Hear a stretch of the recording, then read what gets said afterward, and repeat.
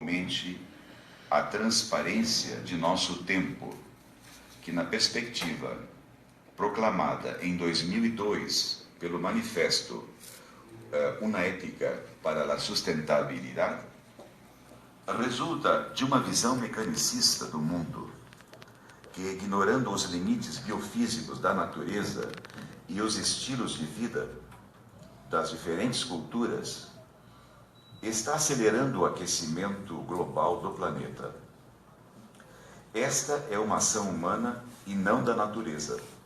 A crise ambiental é uma crise moral das instituições políticas, de aparatos jurídicos de dominação, de relações sociais injustas e de uma racionalidade instrumental em conflito com a vida. Assim, a crise sistêmica e paradigmática da modernidade se refere aos impactos negativos da globalização e do esgotamento de um modelo de desenvolvimento capitalista depredador, socialmente perverso, politicamente injusto e eticamente condenável. Tal desenvolvimento capitalista legitima uma retórica contraditória de sustentabilidade, que almeja harmonizar um processo econômico desenfreado e ilimitado com a preservação de uma natureza mundializada com escassos recursos.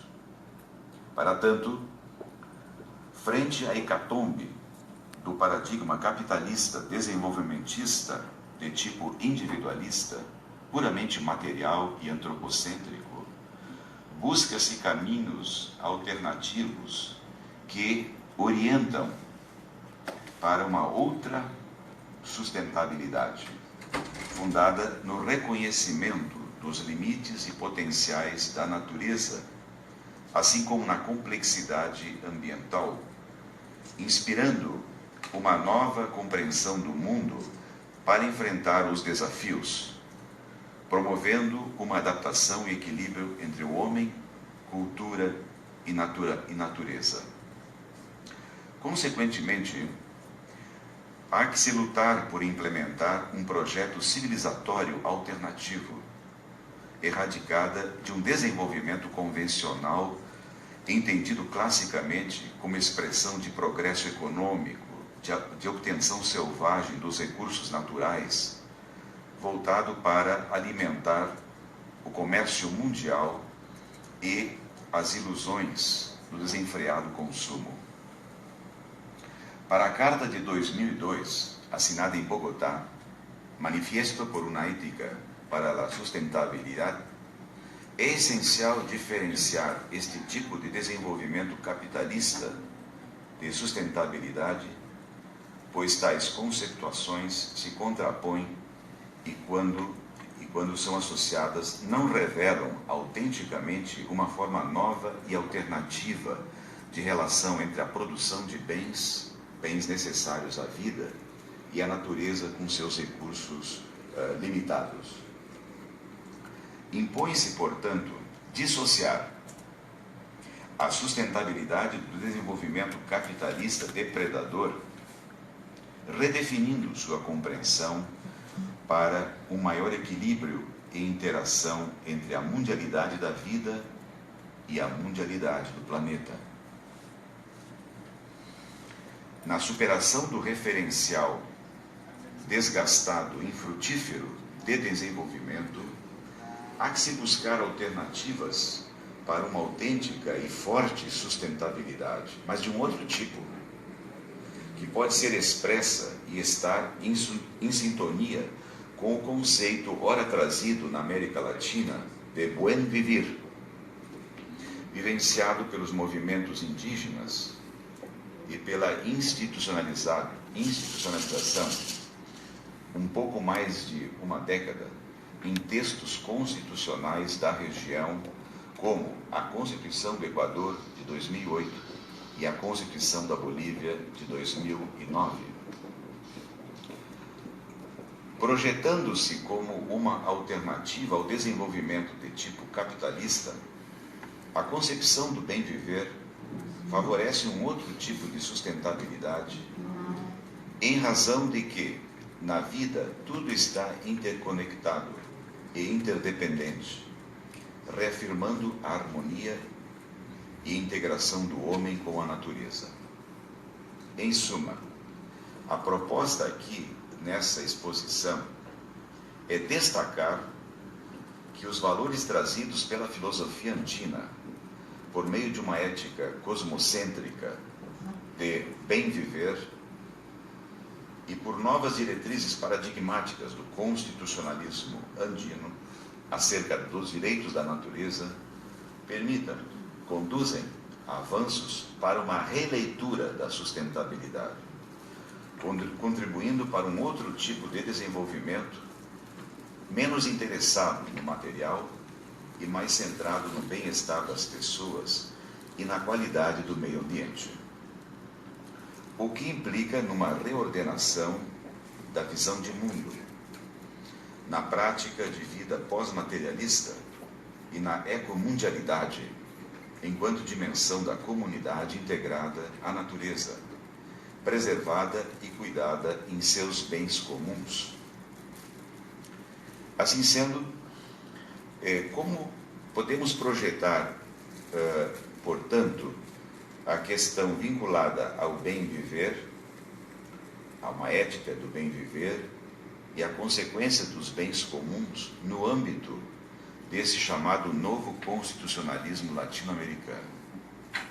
Palavra esta que merece alguns cuidados, não é? A questão de um novo constitucionalismo. Não sei se é tão novo assim. Tá? São processos que estão em andamento, em desenvolvimento. Tá? A palavra novo pode ser no contexto atual, mas não se sabe até quando podemos denominar novo constitucionalismo. Né? Então, há que ter uma certa prudência, um certo cuidado quando se usa a expressão novo constitucionalismo. Né? O constitucionalismo contemporâneo, talvez seja a expressão contemporâneo, constitucionalismo andino, ou aquilo que nós denominamos, né, já em outras reflexões, constitucionalismo pluralista, ou na interpretação do professor português Boaventura de Sousa Santos, o constitucionalismo transformador. Pois bem, então, vamos fazer um recorrido, como se diz em espanhol, né? Hacer um recorrido, vamos fazer um passeio e visitar principalmente essas duas constituições e alguns dos seus pressupostos, alguns dos seus elementos que são inovadores, inegavelmente. Né? Então, o que podemos dizer, portanto, é que durante as duas últimas décadas tem adquirido força a proposta deste constitucionalismo que surgiu em países dos Andes, a destacar Venezuela, Equador e Bolívia, e que rompeu com a tradição política e jurídica de base liberal e individualista. Com isso, distanciando-se da antiga matriz eurocêntrica de pensar o direito e o Estado, se projetaram novas constituições portadoras de uma visão ou de uma cosmovisão alternativa, derivada da valorização do mundo indígena e da refundação das instituições políticas. Ante as mudanças políticas, os novos processos constituintes e os direitos relacionados aos bens comuns da natureza e da cultura, e ante as novas relações entre o poder oficial dominante e as populações originárias, surge, sim, na região andina, este constitucionalismo, que alguns denominam constitucionalismo andino, outros experimental, outros transformador, e nós denominamos de constitucionalismo pluralista. Iniciando, portanto, esse constitucionalismo mais de cunho pluralista na América Latina, surge a Constituição de 1999, da República Bolivariana da Venezuela. Aí é interessante observar que a professora, uma das grandes constitucionalistas dedicada a essa temática, de um constitucionalismo indígena, pluralista na América Latina, a professora peruana Raquel Irigoyen Fajardo, da Católica de Lima, que esteve o ano passado aqui em Fortaleza, ela vem desenvolvendo uma tipologia que é muito interessante, mas que também não é algo assim para se adotar de forma absoluta. Ela entende que os ciclos constitucionais na América Latina, nesse novo surto, passam por 3 momentos. Que um primeiro seria um constitucionalismo que prepara o caminho desses avanços. Dentre vários países, ela destacaria, nesse primeiro momento do novo constitucionalismo, destacaria a Constituição do Brasil, de 1988, e a Constituição da Colômbia, de 1991. E que, num segundo momento, a par de outras constituições, mereceria destaque a da Venezuela, um segundo momento. E só no terceiro é que o constitucionalismo autêntico latino-americano, no sentido assim de ser transformador e pluralista, representado pelas constituições do Equador e da Bolívia. Pois bem, a nosso juízo, o primeiro momento, destacado pela professora Raquel, eu colocaria em questionamento, isso eu já observei para ela em uma oportunidade.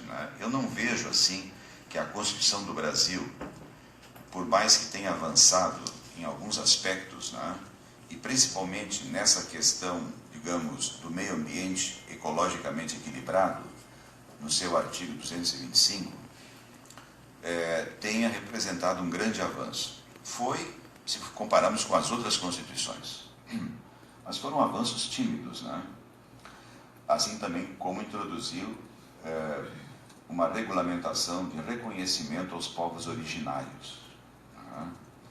Apesar desses avanços tímidos, é uma Constituição que é produto de uma sociedade burguesa, de uma sociedade tremendamente marcada por uma cultura individualista e por uma economia capitalista. Então, isso contaminou profundamente a Constituição brasileira. Foi a mais avançada que já tivemos? Sim. Foi a mais avançada no campo dos direitos, direitos fundamentais, de alguns pressupostos de democracia participativa e descentralização. Mas não se compara com a Constituição, que é a referência que nós estamos fazendo aqui do Equador e da Bolívia. Da mesma forma, a Constituição da Colômbia, de 1991, teve alguns avanços, como a criação de uma corte constitucional. Estabeleceu algumas jurisdições especiais, entre elas juízes de paz, a conciliação e equidade. Quer dizer, isso deu um grande impulso na Colômbia à mediação e as formas de conciliação, os operadores, conciliadores, etc. A tal ponto que a Colômbia realmente talvez seja um dos países que mais avançou no campo dos mecanismos alternativos de resolução dos conflitos, chamados MARCs. Muito bem, mas eu repito, essas duas constituições, ainda que tenham tido avanços, elas não estão dentro do novo constitucionalismo. E a Constituição da Venezuela? A Constituição da Venezuela pode ser considerada como um antecedente importante. Os publicistas mais conservadores, formalistas, muitos dizem que é a Constituição de Hugo Chávez, quando na verdade nós não podemos confundir uma Constituição que foi produto da sociedade civil, das articulações de forças e as diferentes formas de representação da sociedade da Venezuela na época, com unicamente a vontade do governante do Chávez. Claro que ele favoreceu, deu todo o apoio, criou as condições, mas foi uma condição, foi produto da sociedade da Venezuela, com grandes avanços. Dentre eles, no campo da democracia participativa e da criação inovadora dos chamados 5 poderes. 5 poderes, né? Que avança com relação, no constitucionalismo latino-americano, a consagração dos 3 poderes, né? Da tradição liberal ocidental de Montesquieu, né? Executivo, judiciário, legislativo. A Constituição da Venezuela introduziu 5 poderes: o poder eleitoral e o poder do cidadão, né? Então eu diria, a Constituição da Venezuela, ela preparou o caminho, ela foi um primeiro, assim, construto, né, para a emergência desse que chamam de novo constitucionalismo latino-americano, né? Pois bem, no que tange à questão ambiental,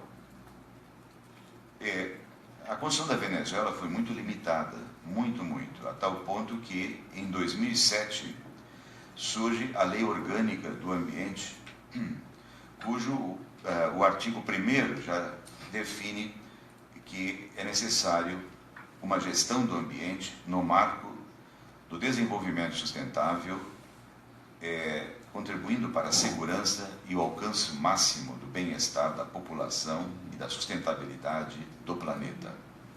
Então, a parte da legislação relacionada ao meio ambiente não está, digamos, inserida na Constituição da Venezuela, mas sim numa lei orgânica, né, posterior, que supre, portanto, o vazio da Constituição da Venezuela, né? Pois bem, para alguns publicistas, as constituições, como a do Equador e da Bolívia, estão identificados a um outro paradigma não universal e único de Estado de Direito, que coexiste com experiências dos saberes tradicionais de sociedades plurinacionais, com práticas de pluralismo igualitário jurisdicional e com o reconhecimento de novos direitos coletivos vinculados aos bens comuns da natureza. E aí, vamos então, rapidamente, né? Eu sei que talvez tal matéria já tenha sido exposta por algum colega, algum palestrante nesse nosso curso, né? De 2 semanas. Possivelmente já foi comentado, né? Mas eu rapidamente, então, observaria que a Constituição do Equador, de 2008, por seu giro biocêntrico, admitindo direitos próprios da natureza, direitos ao desenvolvimento do bem viver e ao direito humano à água, foi, sem dúvida, muito avançada, a tal ponto que poderemos dizer, né, sem nenhum risco, né, de que talvez seja a Constituição no Ocidente a mais avançada no campo do direito ambiental, das questões ecológicas e meio ambiente. É a Constituição mais avançada, né? Agora, mas isso é um assunto para um outro momento, eu não vou estar falando e criticando, né? Estou exaltando essa Constituição. Agora, a questão da eficácia, né? Isso aí seria outra história, se isso está sendo implementado, etc., né? Tá? Mas vamos ressaltar as inovações, né? A inovação desses direitos não impede, portanto, dos direitos à natureza, do meio ambiente, a outros avanços relacionados aos direitos coletivos, como o direito das comunidades, povos e nacionalidade, destacando a ampliação dos seus sujeitos dentre as nacionalidades indígenas, os afro-equatorianos, os comunais e os povos costeiros. Tá? Porém, as consagrações de maior impacto nesta Constituição estão presentes nos capítulos 7º do título 2º, tá? A respeito do regime dos direitos do bem viver. Tá? Eu não vou entrar nos artigos aqui, né? Tá? Não vou cansá-lo com os artigos, né? Mas são os direitos do bem viver. bem como sobre dispositivos acerca da biodiversidade e recursos naturais, ou seja, sobre o que vem sendo denominado de direitos da natureza. É uma matéria, sem dúvida, de controvérsia, muita controvérsia, direitos da natureza. Mas, de qualquer forma, a Constituição equatoriana, ela rompe com a tradição constitucional clássica do Ocidente, que atribui aos seres humanos a fonte exclusiva de direitos subjetivos e direitos fundamentais para agora introduzir a natureza como sujeito de direito. Trata-se da ruptura e do deslocamento de valores antropocêntricos, que é da tradição da cultura moderna, da cultura eurocêntrica, né? Enfim, ocidental, para agora, num giro que alguns chamam biocêntrico, outros ecocêntrico. Né? Mais recentemente, a professora Germana Moraes proferiu uma conferência onde ela acha melhor, em vez do biocêntrico, ecocêntrico, não antropocêntrico. O caminhar na busca de um conceito que nos permita algo mais elástico, mais holístico, né? Certo? E que parte sempre dessa dimensão, dessa tradição indígena, dos povos indígenas. Né? Assim, ao reconhecer direitos da natureza, sem sujeitos da modernidade jurídica, independente de valorações humanas, a Constituição equatoriana se propõe a realizar uma mudança radical em comparação aos demais regimes constitucionais da América Latina. Tal postura inovadora abre grandes perspectivas de compreensão de novos direitos aos bens comuns naturais e culturais do futuro. Mas essa matéria, portanto, ela, como eu comentei, é passível de muita discussão. Os formalistas, os publicistas, muitos dos nossos grandes juristas, que se proclamam como grandes juristas nas faculdades de Direito, que lecionam Direito Constitucional, eles dizem, isso é folclore, isso não é parte da tradição do direito constitucional, do direito público moderno, do Estado de Direito. Isso como é que a natureza vai se representar num tribunal? Então vem com esse tipo de argumento, Mas, algo inanimado, como é que pode, Por quê? Porque eles estão presos a uma concepção eminentemente de que apenas o sujeito de direito é um ente humano, com personalidade, etc. Então, eles não conseguem entender. Mas é curioso que a cultura jurídica moderna ela é construída acima de ficções, de grandes mitologias. E uma dessas ficções que acabou se consolidando e se tornando dispositivo legal foi quando surgiu as chamadas sociedades anônimas. Muitos entendiam, mas como é que pode, na área do direito privado, do direito comercial, sociedades anônimas? Isso é um ente abstrato, não é um sujeito que caminha, que fala. Mas os mitos no direito são inúmeros. Se convencionou, se criou, se estabeleceu, e é uma pessoa jurídica. Assim, esses desafios, muitas vezes eles começam com muita rejeição. São considerados como heresia, mas depois, enfim, isso nos leva à discussão que foi introduzida eu diria em termos, mas que foi retomada e ampliada por Eugênio Zaffaroni, num pequeno texto, La Pachamama e la Naturaleza, o humano, em que ele vai discutir não só o problema dos direitos da natureza, mas também o direito dos não humanos, e aí introduz o direito dos animais. Enfim, de qualquer modo, a tutela dos direitos próprios do não humano não representa um problema essencial e insolúvel, já que todos os esquemas legais outorgam distintos direitos a quem não são conscientes ou sensíveis. Certamente que de agora em diante, e aí Alberto Acosta faz essa observação, o marco normativo terá que reconhecer que a natureza não é somente um conjunto de objetos que poderiam ser de propriedade de alguém, senão também um sujeito próprio com direitos legais e com legitimidade processual. Considerando como a pedra angular de todo o projeto constitucional equatoriano, o conceito de bem viver, no espanhol buen vivir, que aparece no capítulo dedicado à biodiversidade e aos recursos naturais, significa boa vida, proveniente e sintonizado com as culturas indígenas andinas e das comunidades humanas com a natureza. Trata-se de uma cosmovisão de harmonia das comunidades humanas com a natureza, no qual o ser humano é parte desta comunidade, de pessoas que, por sua vez, é um elemento constituinte da mesma Pachamama, ou la Madre Tierra.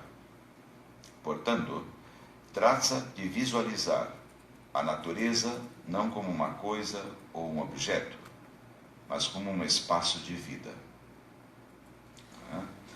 E aí vem os chamados bens comuns, próprios, consagrados pela Constituição do Equador.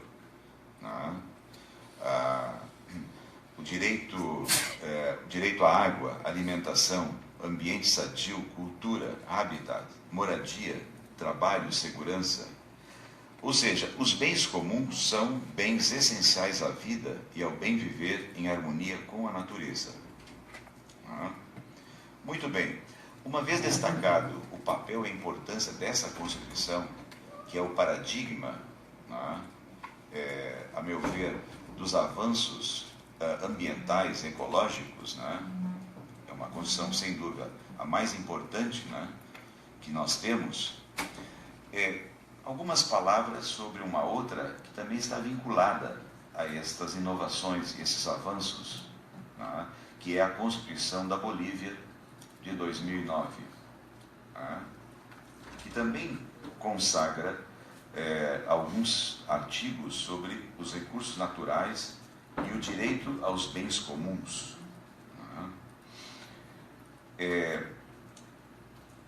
E, sem dúvida, que a água se torna um direito humano fundamental.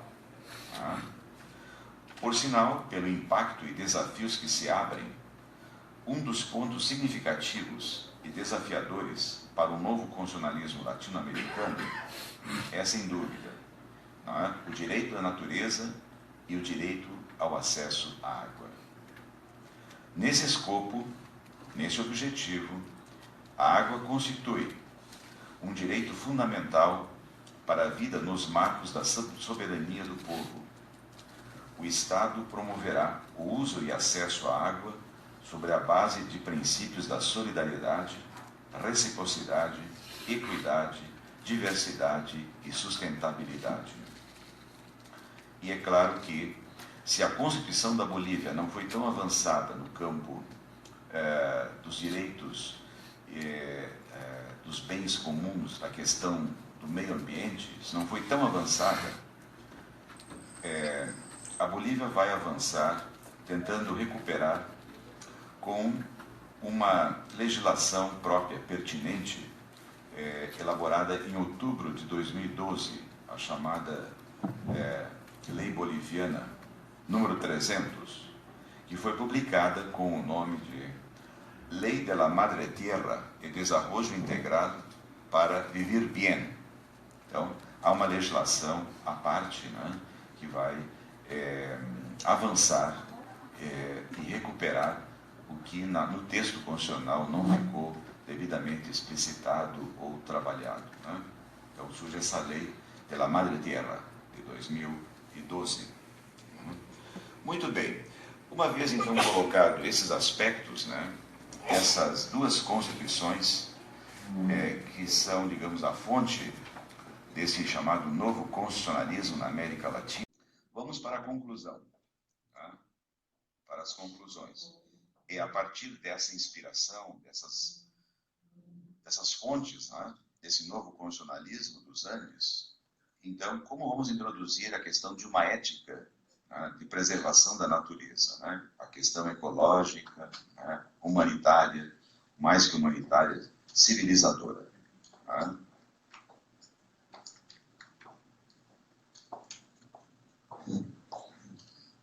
Indiscutivelmente, a proposta e a defesa por uma ética do bem viver, assentada em outro tipo de desenvolvimento, que alguns chamam de pós-desenvolvimentismo, encontra hoje guarida neste constitucionalismo pluralista dos Andes.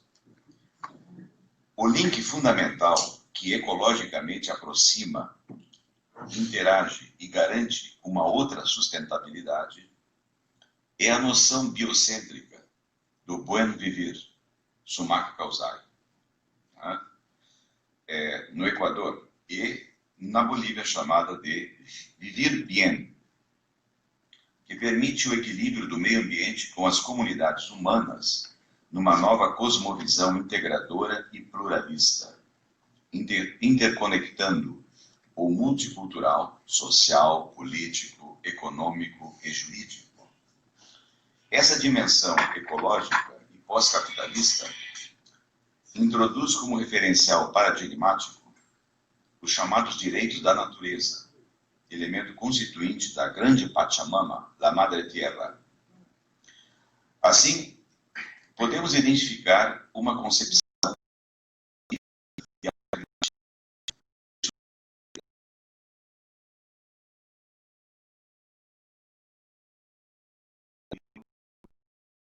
autêntica convivência social em harmonia com a natureza.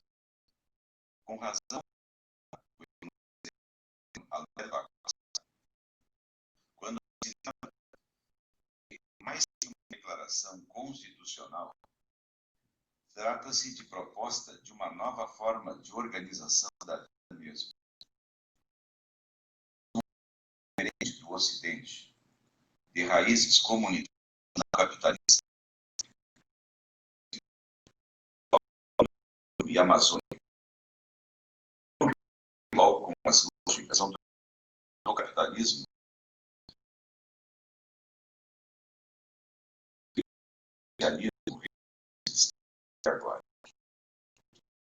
assim,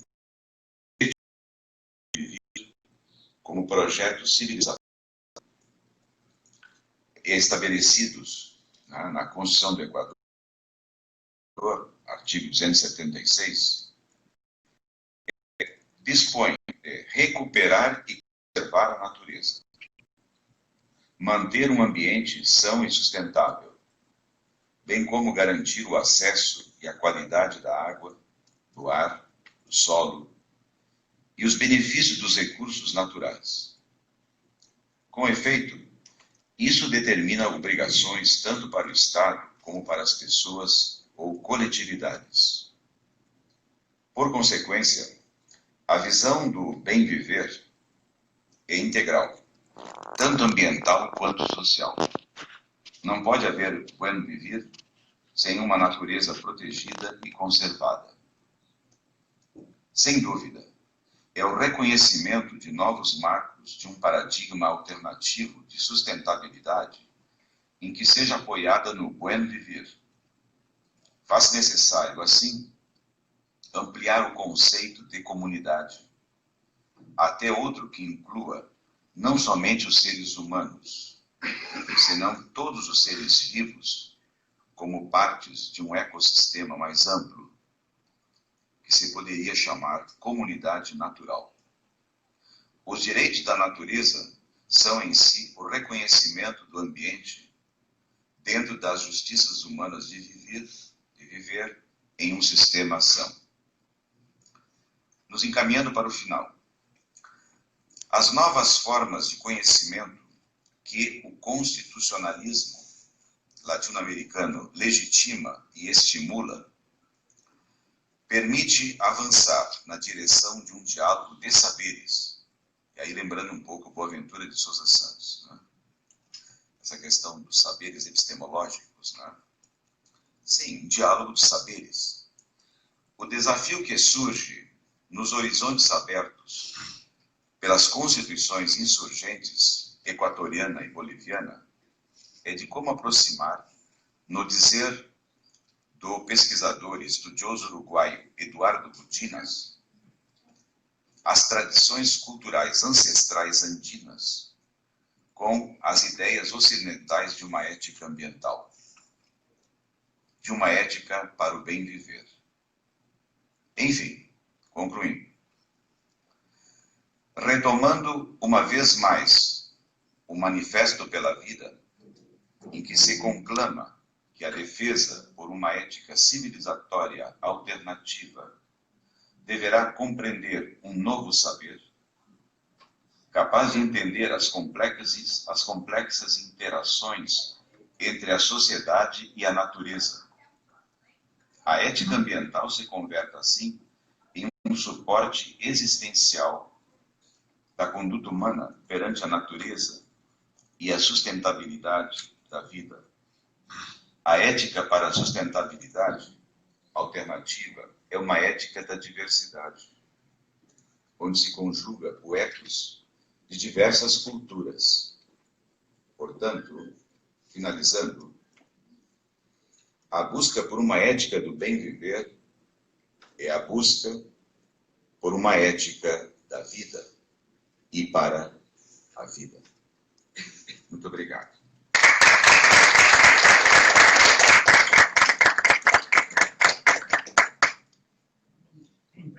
Vamos abrir espaço para pergunta, mas faço questão de observar que nos livros do curso há 2 ou 3 artigos sobre essa temática. Vocês já tiveram a oportunidade de lê-los, né? Quem pretende formular, até agora só uma, dois. Ok, então 2. Em bloco. Ok, em bloco. Por favor. Então, não são 2, são 4 agora, né? Só peço sempre aquilo da questão da brevidade, né? Que bom, que somos mais de 2, né, dessa vez. Boa tarde, cumprimentar. De ouvir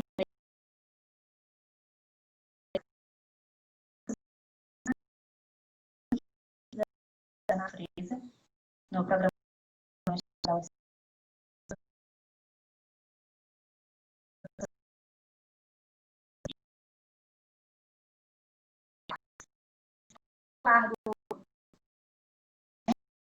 e também as 3 dimensões. Então, tanto quanto profundo, eu acho que aqui a gente teve um momento inicial e a gente pode dialogar mais, né, num outro momento, e estudar mais a partir da sua fala, né?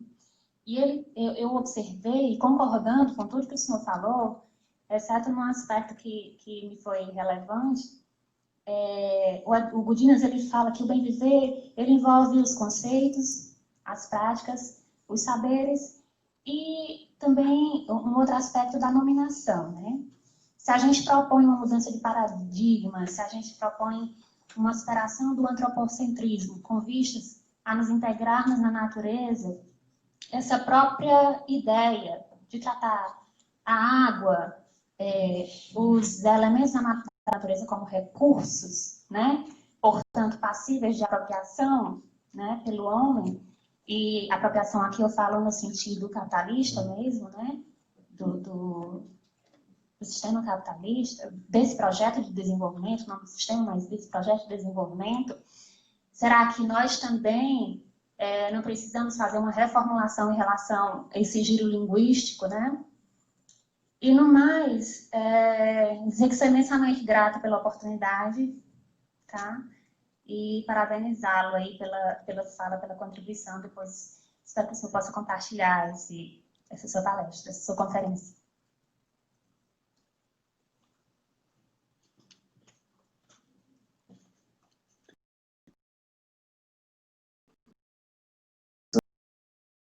De su directa exposición al respecto.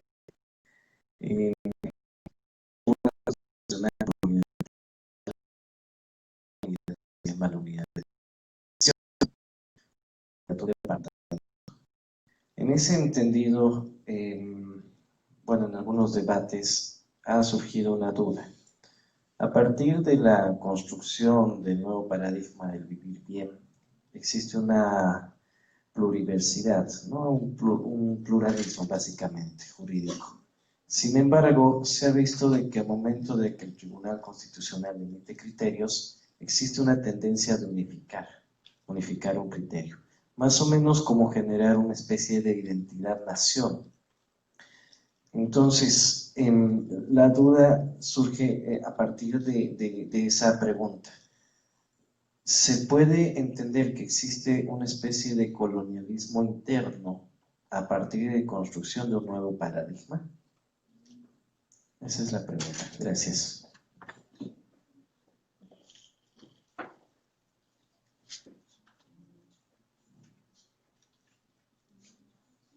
Eu acredito que uma ética do bom viver necessita uma mudança da nossa ideia de desenvolvimento. Que a ideia de desenvolvimento deve passar de sustentável ou sustentado para uma nova ideia, de um novo modelo que está surgindo já no mundo a partir da permacultura. O desenvolvimento deve ser permacultural, para que, auxiliando a natureza, mantendo-a, garantindo que ela se desenvolva mais, nós possamos nos desenvolver. E também a mudança da medida de riqueza dos países. Já temos exemplo no Butão, onde nós não temos mais PIB, é FIB. Então, o que o senhor tem a considerar a respeito disso? O modelo de desenvolvimento deve continuar com essa ideologia de ser sustentável?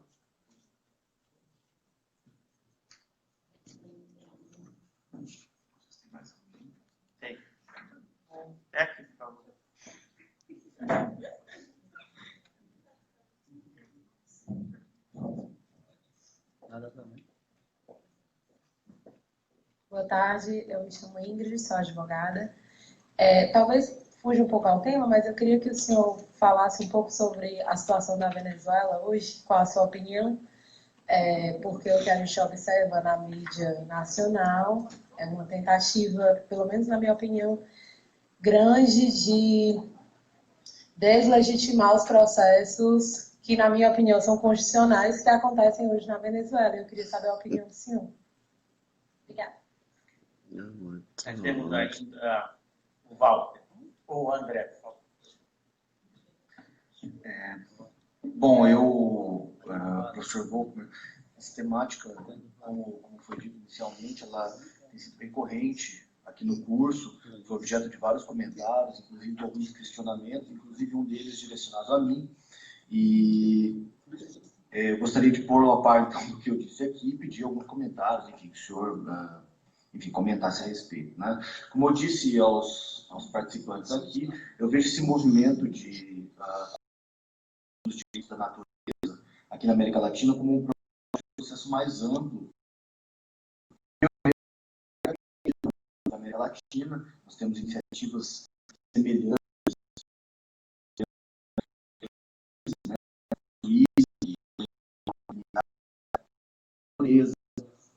Literalmente, né, a expressão que eles utilizam. Algumas cortes da Austrália, dos Estados Unidos, têm reconhecido a possibilidade de entes da natureza se representarem em juízo. Então, eu vejo isso como parte de um processo mais amplo. Da mesma forma, a possibilidade de entes da natureza se fazerem representar em juízo diretamente, eu também entendo como algo que não é tão novidade quanto soa. Como eu disse aos meus colegas, e eu até achei aqui um trecho que eu vou ler agora, os casos de entes da natureza participando ativamente de uma lide aconteceram, enfim, inúmeras vezes ao longo da história. Um artigo que eu publiquei, por exemplo, que eu cito um trecho de um pesquisador americano, ele lê o seguinte: dizem que Bartolomeu Chassenet, um distinto jurista do século XVI, construiu sua reputação no meio jurídico por ter advogado para uns ratos que tinham sido levados a julgamento perante uma corte da França, sob a acusação de terem criminosamente comido e desenfreadamente destruído a plantação de cevada daquela província. A acusação foi formalmente apresentada pelo magistrado local, que intimava os culpados a comparecerem com data e hora marcada e indicava as pessoas chanceler para defendê-los. Esse é um trecho de um livro que chama-se, em português, livre,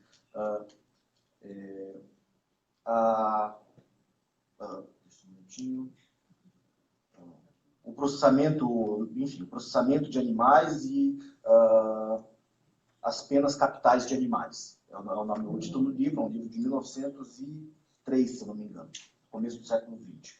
Então, como eu disse, eu vejo que essa tradição já existe de alguma forma no direito, embora em um outro contexto, muito tempo atrás, enfim, não estava preocupado com o direito da natureza, mas a possibilidade de um ente da natureza se fazer representar não é assim tão novidade. Como eu disse a eles, como eu entendo, a grande beleza do que está acontecendo na América Latina, desses casos que o senhor tratou, é a assimilação pelo direito, o reconhecimento, no âmbito da Constituição, de uma tradição que, de certa forma, já faz parte do direito desse país, embora no âmbito do costume.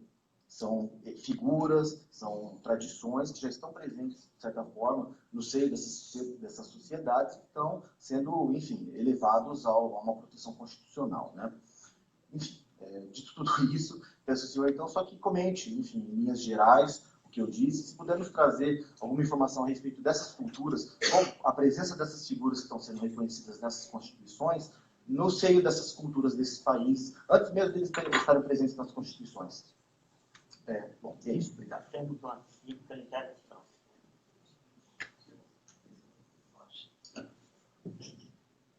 Essa vez eu vou baixar aqui, porque ele no pescoço daquele dia, o professor César fez algumas provocações, eu fui falando, aí fiquei com dor no pescoço.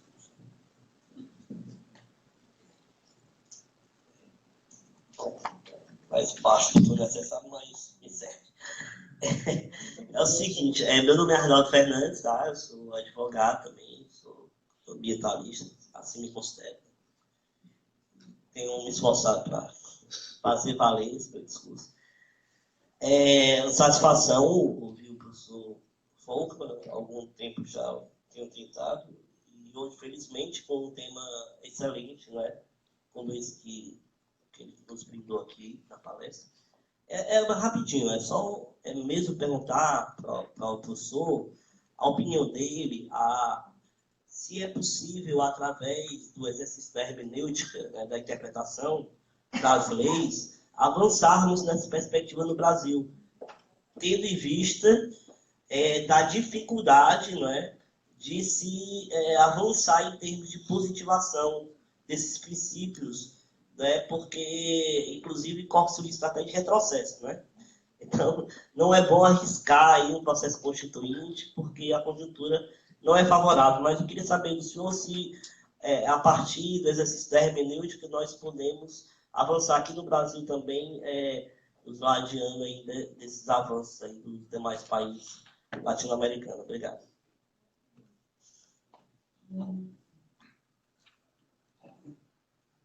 Muito bem.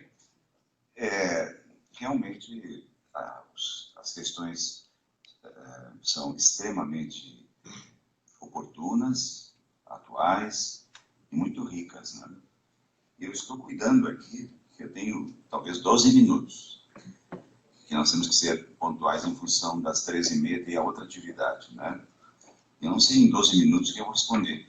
Poderia responder uma ou duas em 12 minutos, né? Pela complexidade das questões, né?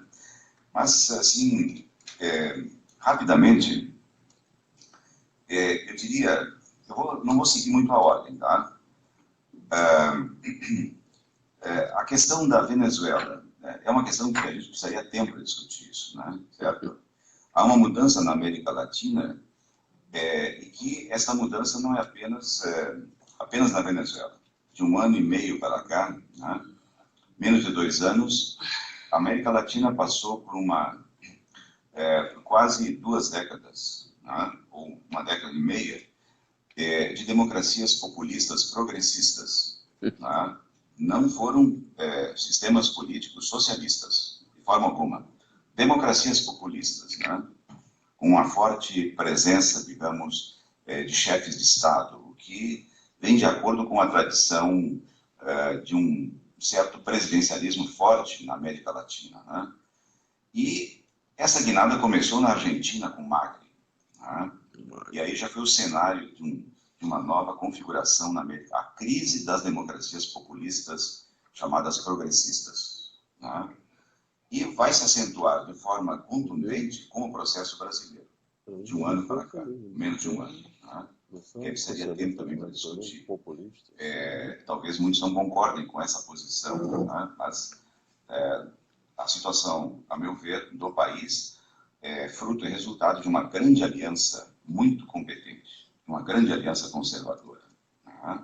Certo? Onde aí está 3 ou 4 forças poderosas, a começar pelos grupos que perderam as eleições, né? As velhas oligarquias, né? O que tem de imprestável na política nacional, né? E o parlamento brasileiro é um reflexo disso, né? Da imoralidade, da corrupção, da banalidade da política, né? Certo? Aí temos que pensar no plano da teoria política e da filosofia política e do direito, a crise que vivemos de um estado de exceção, tá? Vamos trazer a Gambem, né? Certo? Então, essa aliança que se dá entre poderes ultraconservadores, poderes políticos que perderam as eleições, com a presença muito forte do poder mediático. Não se faz mais nada hoje no país sem a força e o poder da mídia, principalmente da Rede Globo e das revistas Abril, que toda semana infernizam nos supermercados, batendo forte, sempre de uma forma maniqueísta, dualista, que o mal está de um lado, que o outro lado não existe nada de mal no outro lado. O maniqueísmo, assim, que é uma coisa dolorosa de se ver, né? Certo? Botar no lixo as revistas, né? E, aliado a esse poder da mídia, um terceiro poder, e isso é que mais entristece, isso é que mais nos deixa assim, não sei a posição do professor César Leal, do professor André, temos aqui, eu acho que o Walter e outros professores, mas o que entristece, depois de mais de 30 anos lecionando direito, Estado de Direito, respeito à Constituição, e se vê que alguns setores no Brasil, da magistratura, e alguns setores, apenas, estou tendo cuidado, hein? Não estou generalizando, alguns setores do Ministério Público Federal estão fazendo a caça às bruxas, tá? De uma forma descarada, né? Passando por cima da Constituição, a meu ver, né? E instaurando um novo Código de Processo Penal. Eu fui professor de História do Direito, né? E eu explicava que a Inquisição na Idade Média, ela tinha muitas dessas delações que recompensavam, né? Só que a Inquisição, ela prometia, mas não soltava como agora. Agora, se você responde o que o juiz quer, você é libertado, ou ganha um período pequeno de prisão. Na Idade Média, eles mandavam para a fogueira, independente de você conseguir, né? Bem, mas eu não quero entrar na análise conjuntural, já tenho 6 minutos para responder as outras questões. O que eu quero dizer é o seguinte, é que com essa mudança, essa aliança fantástica no Brasil, que vai ter repercussão na América Latina, nos governos dos Andes, né? Já existe alguns sintomas de algumas dissidências no Equador. Tá? Morales não vai mais ser reeleito, né, por uma eleição interna, um referendo que foi feito. E a situação da Venezuela, eu acho que é a mais crítica de todas, né, certo? É evidente que nós sabemos que Maduro não é aquela pessoa que possivelmente Chávez, se vivesse, poderia imaginar que seria o seu verdadeiro herdeiro do ideário bolivariano, né? Certo? Não tem cacife para isso, né? Agora temos que ter muito cuidado, né? Existe montagens de reportagens na América Latina e contra-informações, né? Então, há que ver com certa serenidade, com muito cuidado. A situação é crítica, muito crítica, a discussão dessa constituinte de muitos, principalmente a oposição interna diz que não tem legitimidade, né? Enfim. Mas eu deixo a questão aberta, colega, a gente pode conversar um pouco sobre a Venezuela no cafezinho. Eu queria, em homenagem aos outros colegas que têm os 5 minutos, né? São tantas questões muito interessantes.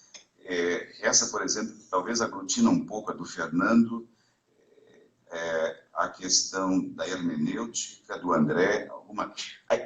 A hermenêutica, ela é uma saída, a hermenêutica constitucional, ou uma concepção hermenêutica para o direito, na medida em que, como disse, com um certo cuidado, talvez uma constituinte, no momento, não há espaço, nós não temos um momento propício para uma constituinte, por mais que se queira, né? Mas eu acho que é muito difícil. Né? O cenário no país é muito conservador, né? E de um retrocesso, principalmente na área dos direitos sociais, dos direitos trabalhistas, né? Muito grande, histórico. Né? O futuro vai dizer isso. Daqui mais alguns anos vamos ver a repercussão desse meio ano, um ano de governo, os estragos que está fazendo. Né? Então, a hermenêutica é possível? Eu diria que não. Não basta apenas a interpretação do direito positivo, de retomar e defender a Constituição numa luta garantista.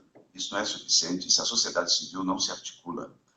Temos que buscar novas formas de ação política, micro-revoluções, nos espaços em que vivemos, no cotidiano, no âmbito de uma sociologia da vida cotidiana. Né? Aí, quem sabe, tem razão Foucault e outros tantos, né, os desconstrutivistas das micro-revoluções. Né? As mudanças institucionais são importantes. Os juristas têm um papel dentro do Estado de Direito, do Poder Judiciário, de uma hermenêutica, mas não é suficiente. Nós temos que avançar. Né? Não buscar as alternativas através do Estado, das instituições e muitas vezes, os nossos ilustrados, da nossa elite pensante. Não buscar a saída por aí, apenas, mas é o papel da sociedade civil, da articulação de forças. Nós temos formas de reagir, ir para as ruas, né? Certo? Usar a forma de resistência mediática, né? Os Facebook, o WhatsApp e outras formas que ajudam, porque hoje os jovens, essa geração, ela nos surpreende, a velha geração que eu faço parte, nos surpreende pelo dinamismo, pela rapidez de se comunicarem e conseguirem se reunir rapidamente numa praça, num espaço público. Uma coisa impressionante. Temos que usar outras formas. Aí a necessidade de repensar as estratégias políticas de resistência, através de micro-revoluções, que não se dá através do poder constituído, do poder instituído, certo? Quando vivemos uma crise muito grande de representação política, de uma grande corrupção, de uma falta de responsabilidade ética dos nossos governantes, administradores e gestores, a solução é o povo ir para a rua. Temos que reagir. Tá? Então, a hermenêutica é importante, mas eu diria que temos que somar outros elementos através dos movimentos sociais, das diferentes formas de movimentos sociais. Né? Enfim, essa questão que o André coloca, vou ter que conversar com o André fora, porque não vai ser possível. A Márcia, enfim, tem aqui, a Márcia coloca questões assim fundamentais. Ou seja, temos que repensar os nossos modelos epistêmicos e metodológicos, né, para uma nova construção de uma sociedade. Né? Eu diria que o buen vivir é o espelho. O buen vivir é uma possibilidade. Tem razão o André quando coloca com cuidado. Tem coisas que não são novas, quer dizer, não é?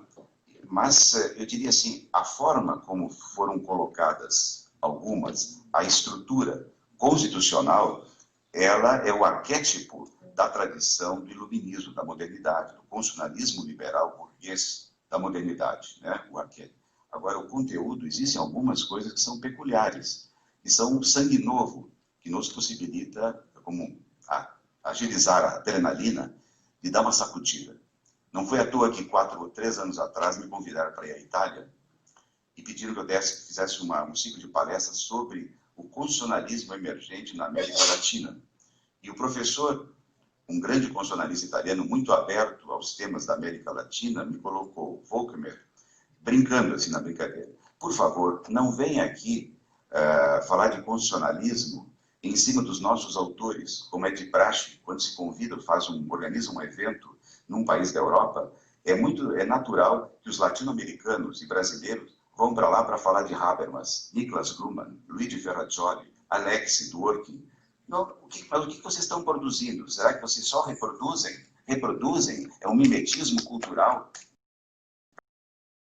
Transplantes? Será que a gente não consegue pensar e buscar alternativas nossas, latino-americanas, a partir de concepções do Sul, né, descolonizadoras? Mas é impressionante, se Você vai num congresso hoje de filosofia do direito no Brasil, se você não fala em Habermas, se não fala num alemão ou num italiano eminente, né, parece que não tem autoridade, não tem consistência no teu argumento teórico, né, e você é desacreditado. Aí está levantando teorias folclóricas que não têm rigor científico, né? Veja, um professor lá no Sul passou um semestre todo na cadeira de filosofia do direito, eu vou dar o curso de filosofia do direito. Só que eu faço meus alunos decorarem um livro de John Rawls, A Teoria da Justiça. Eu disse, meu Deus do céu, será que não tem como nós trabalhar a justiça a partir dos periféricos, das sociedades em desenvolvimento, dos processos de descolonização? Temos que passar um semestre todo obrigando os alunos a fazer o fichamento do John Rawls, e parece que é só o John Rawls que é o último grito. Isso é em tudo, no direito constitucional, os nossos constitucionalistas eles não olham para a América Latina, muitos, né? Muitos. Tá? Muitas vezes eles ficam presos ou à doutrina alemã ou à doutrina italiana. Ou é Luigi Ferrajoli, ou é Miller, Heberle e outros tantos. Né? Então, estamos começando a cansar com essa reprodução. Nós temos que fazer um giro linguístico, né? Aí lembrando o que a Márcia levantou. Né? Não vou ter tempo de desenvolver agora, né? Mas o porquê que às vezes um jovem brilhante brasileiro que terminou a faculdade, foi para a Sorbonne, foi para a Gregoriana de Roma, La Sapienza, ou foi para Max Planck, ou a Cambridge, em Oxford. 4, 5 anos com a bolsa da CAPES. Aí eles voltam completamente colonizados, bestializados. Eles não conseguem mais analisar o problema da violação à mulher, a exploração das crianças nas ruas, o problema nosso latino-americano, da periferia, os movimentos oprimidos, as resistências. Por quê? Porque para eles passaram 4, 5 anos com bolsa da CAPES. E eles chegam aqui despejando o que um alemão falou lá na Max Planck. Ele vai utilizar o conceito do alemão ou do europeu, etc. Não consegue mais racionalizar. Eu vi agora recentemente num congresso do Rio, um jovem brilhante, chegou há pouco da Alemanha, mas não se conseguia entender o discurso dele. Porque Habermas falou isso, porque um outro alemão agora, um eminente lá numa outra cidade da Alemanha, contrapôs ao Habermas, só que o Habermas respondeu, e um terceiro alemão entrou na jogada para discutir. Ele passou 20 minutos falando do discurso de Habermas na Alemanha. Qual é o problema nosso? O problema aqui da América Latina, a questão do gênero, da raça, das minorias, os direitos humanos, né? De repensar uma reinvenção dos direitos humanos. Né? É outro tema que nós hoje não tivemos o privilégio, neste evento, de tocar no tema. Mas é outro tema fascinante, que aí temos a autoridade aqui, o professor César, dedicando uma vida toda aos direitos humanos. É um outro tema, tem uma outra oportunidade para nós, César, através de um outro convite que eu estou me oferecendo, de virmos aqui para discutir essa questão de uma reinvenção dos direitos humanos, né? Como estratégia de luta, como uma bandeira para as forças progressistas. Né? Então, gente, desculpa, André, enfim, a todos que fizeram questões que eu não tive tempo, né? Certo? Mas eu vou deixar algumas indicações aqui para o professor César, né? Ele possa, então, depois distribuir para os amigos. Né? Muitíssimo obrigado por essa oportunidade.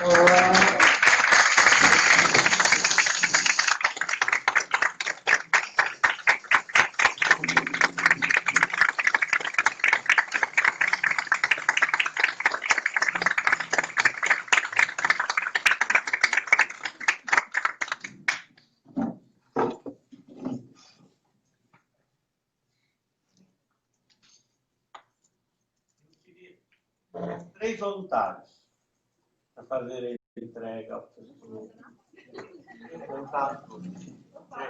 Então, pronto. Já. Então, são 4.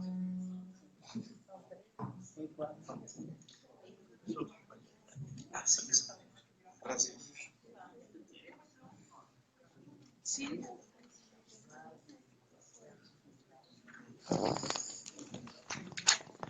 Eu não sei com os juristas da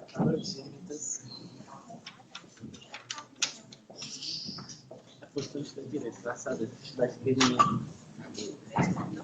Depois desse curso, eu posso não, depois eu quero lembrar disso ali que a instituição lá no começo ela estava. Mas é brincadeira.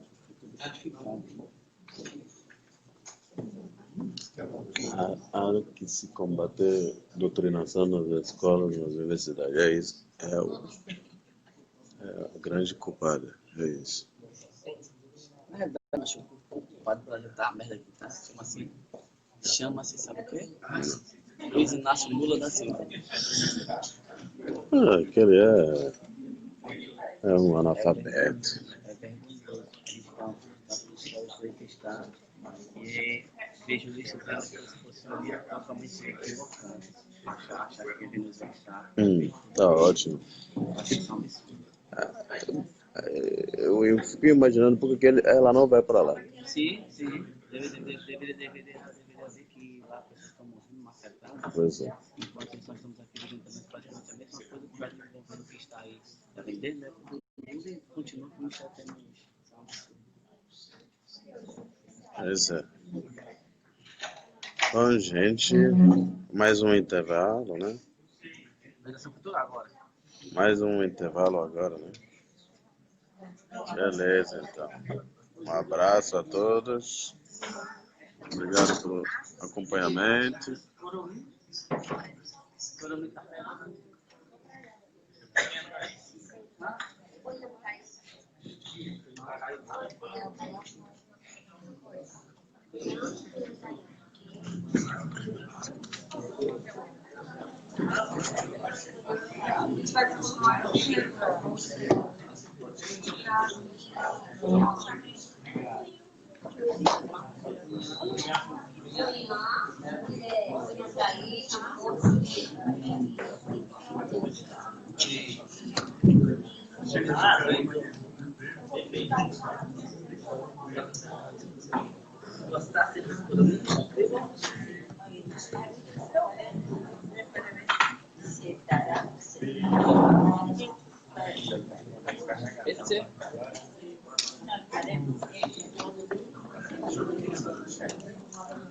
Na agenda?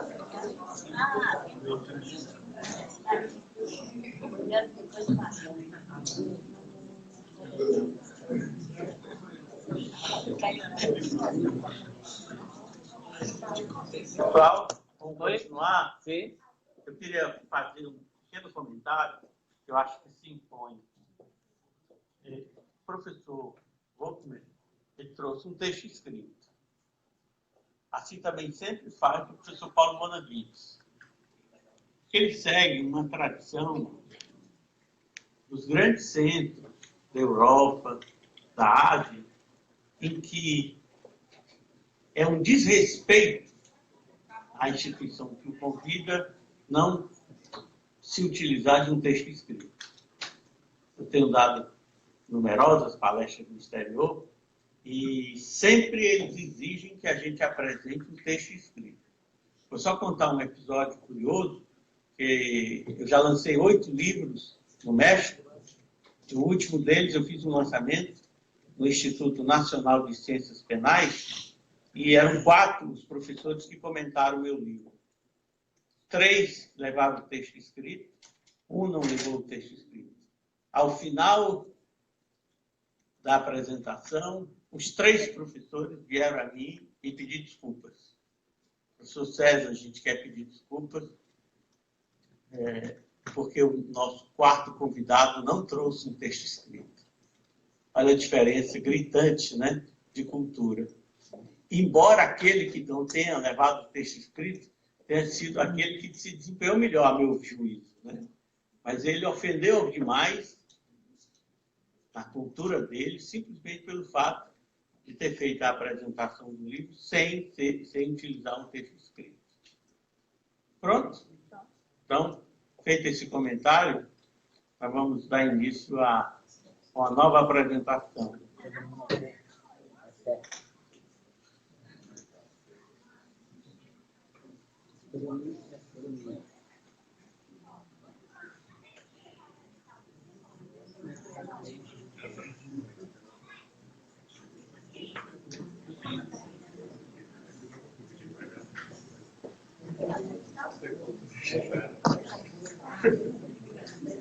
Tem muito talvez que chamar ele de não tem nem cadê, meu filho, assim não.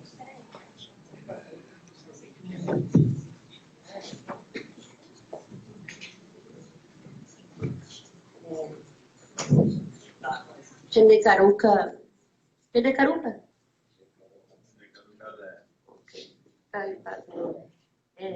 Eu disse boa tarde. Boa tarde. Meu nome é Margarida e sou do Povo Tapeba. E, assim, nós temos 3 escolas indígenas, né? Começamos nos anos 90 com a escola diferenciada para trabalhar com os nossos parentes. E nosso objetivo, no início, não era só a leitura escrita, assim como também não é agora, mas sim trabalhar os costumes, os valores do povo indígena, para não darem de cabeça erguida, sem vergonha e sem medo de dizer que são pertencentes a um povo que tem costumes diferentes, mas nem por isso é pior ou melhor que qualquer outro povo. E nós vamos fazer 30 anos de escola. No Ceará todo, temos 42 escolas indígenas, onde preferencialmente lecionam os próprios indígenas. Algumas dessas meninas já foram, a maioria são alunas. Temos também, um nome desse grupo chama-se Amanagés, que em tupi quer dizer mensageiras. Algumas foram alunas e já são professoras, ou trabalham na escola, fazendo trabalho de cuidadoras, por exemplo, os alunos da educação infantil. E outros também são professores, como a Manuela, aqui da frente, a esposa do Estênio, para quem não sabe, meu filho aqui, a esposa dele, essa aqui, mãe dela, aqui à frente, a Manuela. As demais meninas todas também estão muito elegantes. Para nós, estar indigenamente elegante é estar assim, né, com as roupas feitas de fibra, tiradas todas da mata, que a Juana teve o prazer de nos acompanhar na mata esse final de semana. E assim, dizer que é um enorme prazer estar aqui, poder apresentar para vocês um pouco da nossa cultura, agradecendo ao César, como, né, mais uma vez estar aqui pela oportunidade. Pai Tupã, né, está me dando saúde para estar aqui e que nós possamos fazer uma boa apresentação.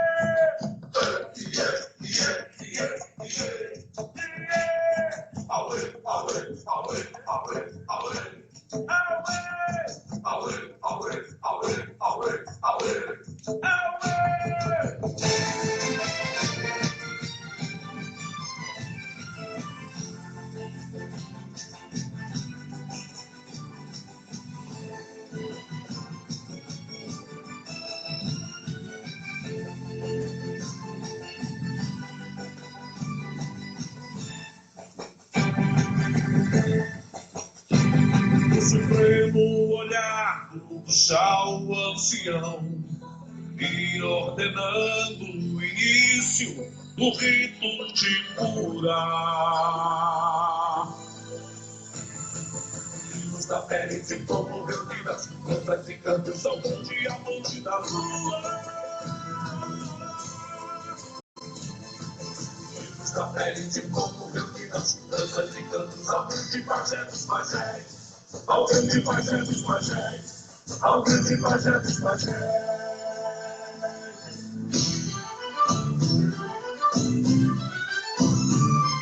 O cheiro do pó do Maricá, Maricá, Maricá, Maracá, vibra no ar, no ar, no ar.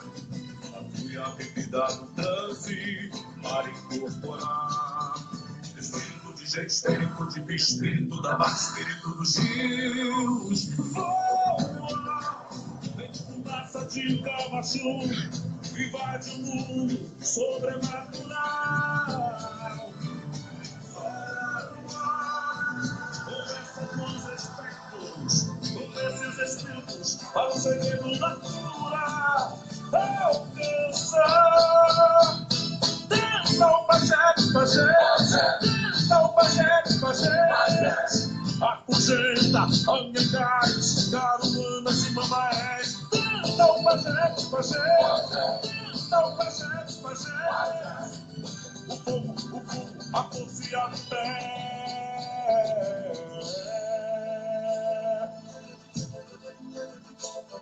O som das flautas proibidas, o sopro da cura, o sopro divino, o sopro da alma, o sopro da vida, o pajé dos pajés.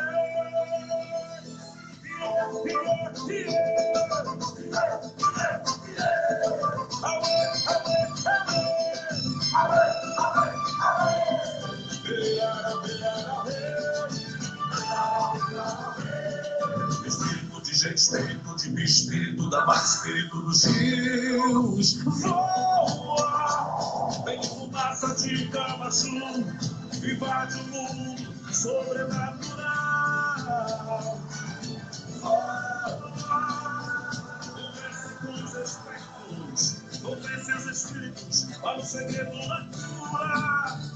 Alcança, dança o pajé dos pajés, dança o pajé dos pajés.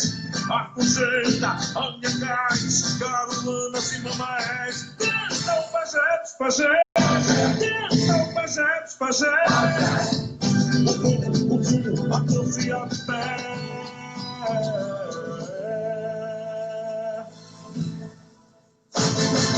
Rios da pele de fogo reunidas, danças e cantos sobre o diamante da lua. Rios da pele de fogo reunidas, danças e cantos ao grande pajé dos pajés. Ao grande pajé dos pajés, ao grande pajé dos pajés.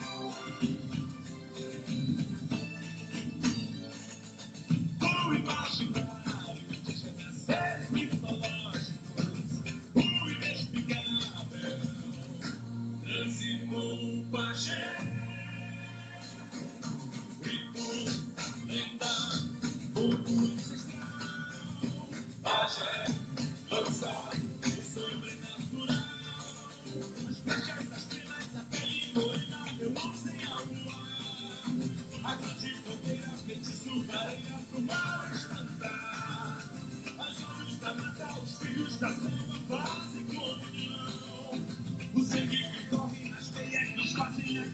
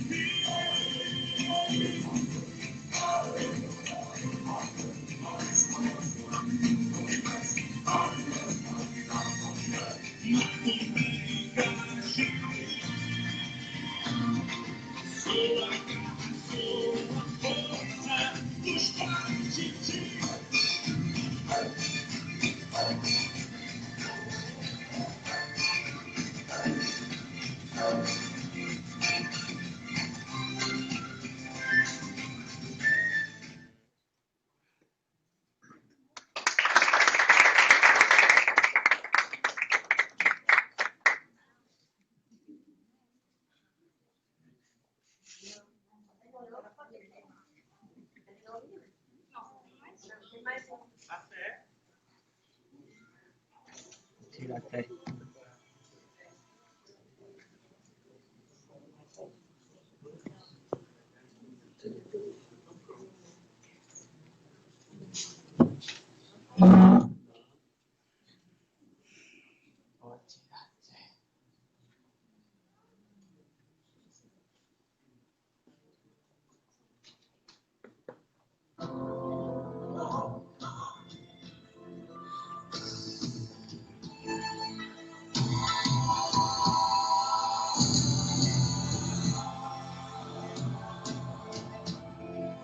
Água se ancestral.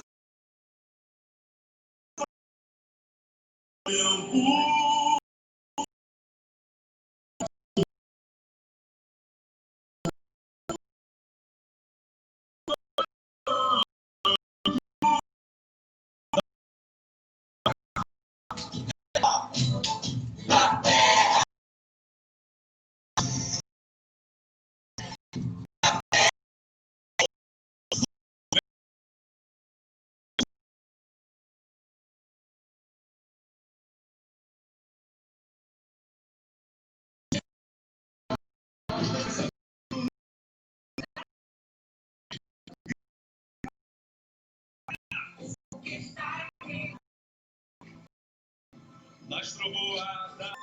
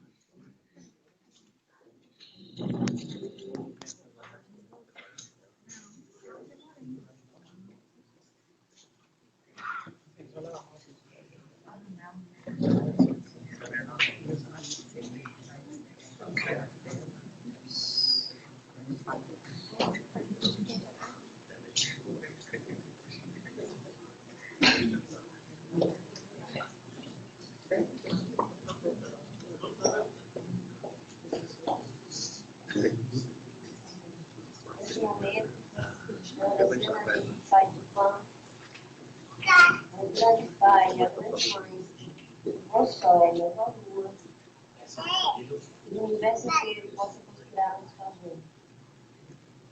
Que fazemos bem para os nossos inimigos e nós e assim como a vossa vontade, decente seja em todos nós saúde, paz, sabedoria, união e humanidade uns para com os outros. Isso é. E não tem rio que eu não atravesse, não tem caminho que nós não ande, não tem pedra que eu não quebre, não tem pau que eu não aguente, e nem tem mal que nós não curemos. Viemos lá da cachoeira, com a força da natureza, e os encantados do mandou. viemos aqui fazer limpeza. E os encantados nos mandou. Viemos aqui fazer limpeza. E o vento balança o mar balança a areia. O vento balança o mar, Balança a areia. é no tronco da Jurema. Aqui os índios balançam o dia. É no tronco da o vento balança o mar balança a areia. O vento balança o mar, balança a areia. é no tronco da Jurema que os índios balançam o dia. É no tronco da jurema que os índios balançam o dia. Ibituba, Babarana, Paraná, Babaíri, Ibituba, Paraná, Paraná, Babaíri, Iuemape, Ababataba, Ababataba, Ibituba, Babarana, Paraná, Babaíri. Ibituba, Babarana, Paraná, Babaíri, Iuemape,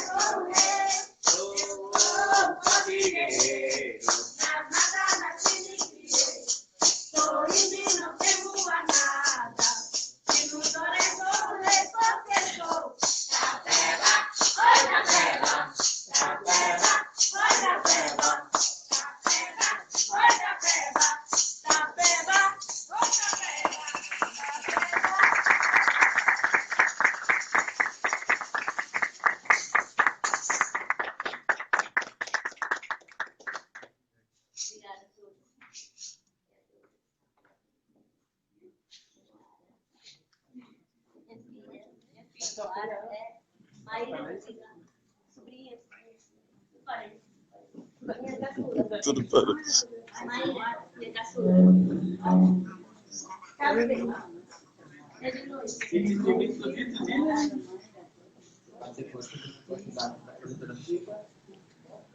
Muito bom a apresentação do povo Tapeba, né? Quem quiser fazer Pronto.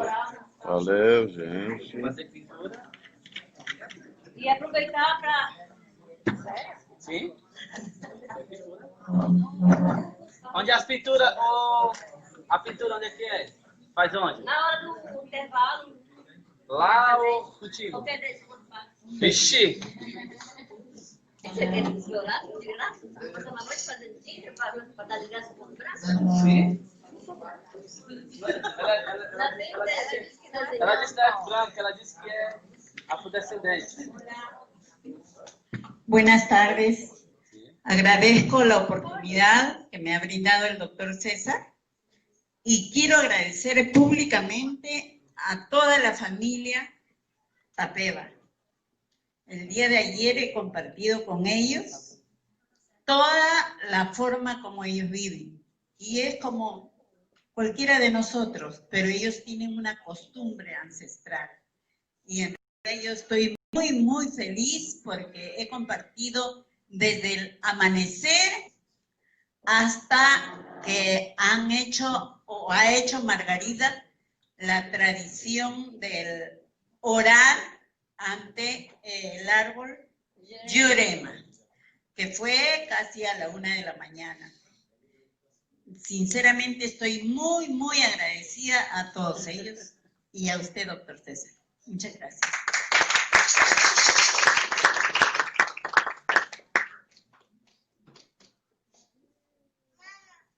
Porque, assim, no grupo surgiu uma discussão que a professora colocou, um exercício para casa, para que todos no grupo fossem, e na volta, ao chegar nas suas casas, olhassem tudo que tinha para ver o quanto produzia de lixo, tá? Foi proposital, para pensar, as pessoas ficarem com a consciência pesada, né? Às vezes imagina que não produz nada, faz nada, de repente está produzindo muito lixo. E assim, algumas pessoas ficaram dizendo, você tem que fazer com o meu lixo, inclusive roupas. E aí eu falei, eu estava com vergonha de pedir, mas agora eu acho que vou ser obrigada. Sim. E aí eu falei que iria falar com o doutor César, quando eu estava, porque eu estava, podia, né, estava com vergonha de repetir. E aí eu peço aqui, nós temos uma creche, educação infantil, nossa escola funciona nos 3 turnos, manhã, tarde e noite. Educação infantil, temos 180 alunos de 1 a 5 anos, e ensino fundamental, e agora com um convênio com o Estado, temos também salas de ensino médio. E nossas crianças pequenas, elas não têm brinquedo. E aí, um lixo, que pode para você ser um lixo, pode ser um brinquedo para algumas das nossas crianças. Algumas, né? E aí, se vocês tiverem algum brinquedo, alguma roupinha também de criança, por mim, nós recebemos de bom grado. Ok? Está feita o apelo.